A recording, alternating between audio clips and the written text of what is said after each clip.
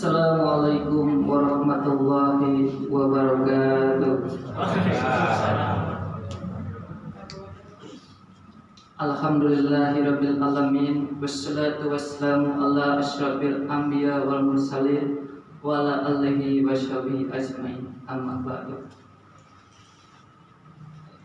Dalam sebuah hadis ini menjelaskan betapa mulianya orang yang mempelajari dalam sebuah hadis yang disampaikan oleh Utsman bin Affan, bahwa Rasulullah SAW bersabda, yang artinya orang yang terbaik di antara kalian adalah orang yang mempelajari Al-Quran dan mengajarkannya. Hadis ini menjelaskan betapa mulianya orang yang mempelajari Al-Quran, menghafal, kemudian memperluas pengetahuan dan hafalannya itu kepada orang lain, khususnya kepada keluarganya, sehingga mereka juga menguasai bacaan dan menghafal ayat Al-Quran. Tingkat keutamaan dan keistimewaan manusia diukur dari amal baik yang dilakukannya, dan amal yang paling utama bahasa Arab adalah mempelajari dan mengajarkan Al-Quran.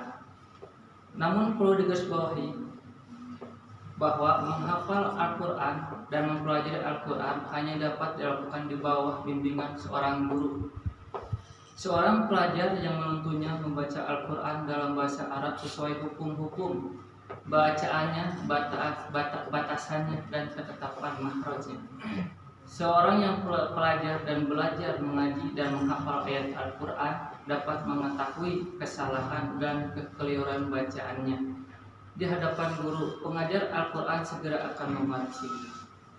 Hal itu sesuai dengan petunjuk Rasulullah SAW, seperti dikemukakan oleh Anas radhiyallahu anhu bahwa Rasulullah SAW pernah bersabda kepada Ubay bin Ka'ab, yang artinya, sesungguhnya Allah memerintahku agar membacakan untukmu Al-Quran.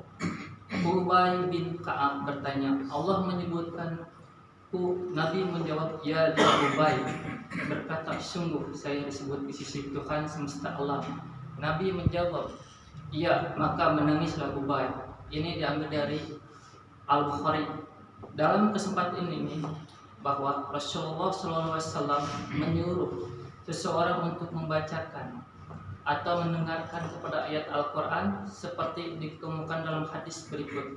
Rasulullah SAW bersabda kepada Ibnu Mas'ud radhiyallahu anhu, bacakanlah Al-Quran untukku. Lalu saya Ibnu Mas'ud menyahut, ya Rasulullah, apakah saya membacakan untuk Anda sedangkan Al-Quran itu diturunkan kepada Anda? Rasulullah SAW bersabda, saya senang mendengarkan dari orang selain saya, maka saya bacakan untuk surah An-Nisa sampai ketika saya membacakan ayat fa kaifa iza zinna min kulli ummatin bi syahidin wa zinna bika Allah haula syahida. Ia bersabda, cukup sampai di sini, lalu saya menoleh kepadanya tampak kedua matanya berlinang. Muttafaq.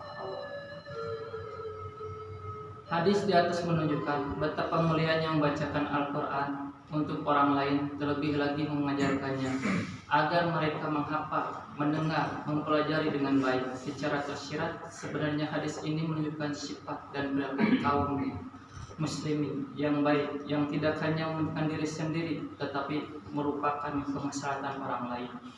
Hal ini berbeda dengan sifat orang-orang kafir yang arogan, yang tidak mempelajari manfaat dan tidak memberikan kesempatan kepada orang lain untuk menerima manfaat. Sebagaimana firman Allah Subhanahu wa taala diambil dari surat An-Nahl ayat 88, alladzina kafaru wa syuruna sabilillah zidnahum adzaban fawqal adabi bima kanu yubsirun, yang artinya orang-orang yang kafir dan menghalangi manusia dari jalan Allah, kami tambahkan kepada mereka siksaan di atas siksaan disebabkan mereka selalu berbuat kerusakan. Menurut pendapat musyafirin, perilaku jahat orang-orang kafir menghalangi dari jalan Allah, termasuk mencegah manusia untuk mempelajari dan mengikuti Al-Quran, sementara mereka juga jauh dari membelakangi Al-Quran. Maka dua perilaku yang mereka lakukan yaitu mendustakan dan menghalangi mempelajari Al-Quran. Orang seperti ini dipandang sebagai manusia yang paling zalim, paling aniaya di sisi Allah, Sedangkan orang-orang mukmin yang baik yang utama adalah mereka baik dan sempurna keislaman dirinya dan berupa juga menyempurnakan orang lain. Seperti yang dikutip hadis di awal tulisan ini, sebagaimana juga dinyatakan Allah dalam Al-Quran Al-Syilat ayat 33, wa man ahsanu qawla mimman da'a ilallah wa amila sholihan wa qala innani minal muslimin, yang artinya siapakah yang lebih baik berkatanya daripada orang yang menyeru kepada Allah, mengerjakan amal yang soleh dan berkata sesungguhnya aku termasuk orang-orang yang menyerah diri. Menyeru atau berdakwah untuk mengikuti ajakan Allah memiliki berbagai macam cara seperti azan, menyeru orang untuk bersolat, mengerjakan Al-Quran, hadis, fikih dan semua ajaran yang mencari keridhaan Allah, dan dia sendiri suka melakukan amal soleh dan mengucapkan kata-kata baik, maka tidak ada orang yang terbaik keadaannya dibanding orang ini. Satu contoh dari orang yang ingin mencapai martabat ini adalah ulama besar Abu Abdurrahman Abdullah bin Habib Al-Syami Al-Kufi yang tekun mengajarkan Al-Quran selama 70 tahun sejak masa pemerintahan Utsman bin Affan sampai masa Al-Hajj. Keikhlasan dan kesungguhan seorang mukmin dalam mempelajari kemudian mengajarkan Al-Quran dan mengamalkan dalam kehidupannya pasti mengangkat kedudukannya. Orang itu di sisi Allah seperti yang disampaikan Rasulullah, yang artinya sesungguhnya Allah mengangkat derajat sekelompok kaum karena Al-Quran dan merendahkan segolongan lainnya. Ini diambil dari hadis Muslim. Kesimpulannya adalah mempelajari Quran adalah kewajiban setiap muslim untuk mengetahui ajaran agama dengan benar. Setiap muslim yang mahir membaca Al-Quran hendaknya mengajarkan ilmunya itu kepada orang lain, khususnya anak-anaknya dan keluarganya. Mempelajari dan mengajarkan Al-Quran adalah amal utama yang mengangkat derajat mukmin di sisi Allah.